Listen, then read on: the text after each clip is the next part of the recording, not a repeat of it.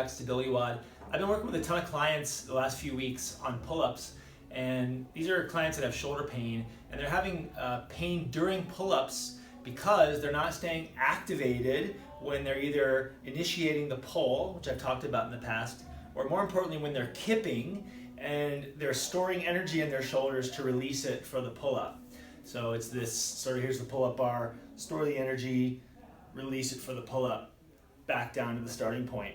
Their shoulders are ending up here in a more relaxed, tired, lazy position rather than being engaged. And I just had the realization the other day that this is very similar to what happens at the top of our jerk, where we're pressing overhead, or any type of pressing overhead variation, where we don't really want to end up here because it's not healthy for our shoulders. We're internally rotated, we're impinging our rotator cuff, and we're using a lot of muscle to hold the weight overhead instead of making the correction where we're externally rotated.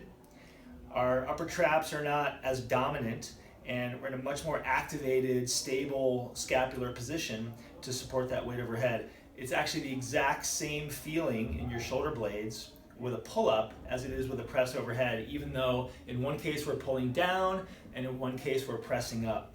And I thought when I demonstrated this with a PVC, I thought it was interesting to say, okay, this is what your kip is going to feel like, even though I'm moving the bar instead of moving my body.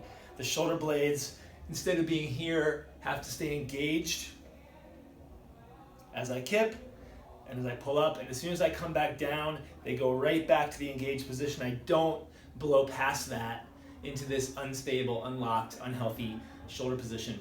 So just know that there's a lot of similarity when you're overhead, whether you're pushing overhead or pulling on a pull-up bar, because of how the shoulder blade muscles have to work to control the scapula itself. So again, as I talked about in the past, so everything's lined up, shoulder blades are rotated up, the ball is loaded down into the socket in a healthy way, rotator cuff is happy, and we can keep coming back to the gym day after day to get stronger. I'm going to show you just a couple videos of me hanging from the rings and hanging from the pull-up bar. This is a great drill to help give you more awareness around where your shoulder blades are in space during your pulling variations, so that you can really become more aware of this area that I consider sort of a dead zone, like a no man's land, proprioceptively or sensation-wise. The shoulder blades are hard to feel, you can't see them, you don't really know where you are in space, so these drills are an excellent way to start to gain awareness around where you are.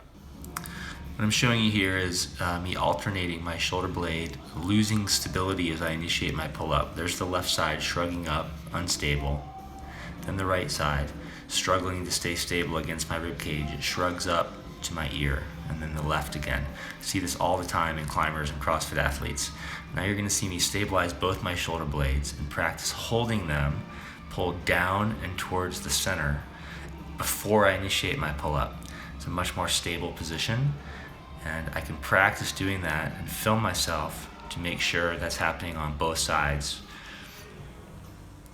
Now with kipping, the same thing is true. You can see my shoulder blades are unlocked. They're shrugged up to my ears. They're unstable. It's not a healthy position. I set them in the same way, pulling them towards the center, and then I continue my kip with a much more stable, engaged, strong position. Lastly, you're going to see me just working my shoulder blades, and I encourage people to do this before any pull-up workout, just to get the awareness around where you are in space. Here's the exact same progression on the rings. You can see I'm struggling on that right side every time I pull on the rings. And I'm going to show you struggling on the left side, kind of alternating back and forth what it looks like when one side is not doing a good job of stabilizing. Now I've locked both my shoulder blades into place. I'm going to relax, I'm going to reset, then I'm going to do my pull-up into the rings. That's a stable scapula. Kipping's the same thing. Here I'm completely unlocked, I'm relaxed. I'm unstable. It's how I look when I get tired. Here I'm engaged, I'm much stronger. I'm already higher towards the rings, so my muscle ups are going to be much easier when I initiate from this position. And again, here's the drill to work the shoulder blades, pulling them down and toward the center before I do any muscle up work. So these drills are an excellent warm-up or an excellent way to start to develop more awareness about where you are in space. So when the workout starts, 3, 2, 1, go, you're ready for action. Hey you all, thanks for tuning into StabilityWOD. After 60 videos in a row, I'm going to back off a little bit. I'm going to post maybe 1 video, 2 videos a week. We'll see how it goes. I'm going to keep the content coming. I hope you'll take a second to subscribe so you don't miss anything.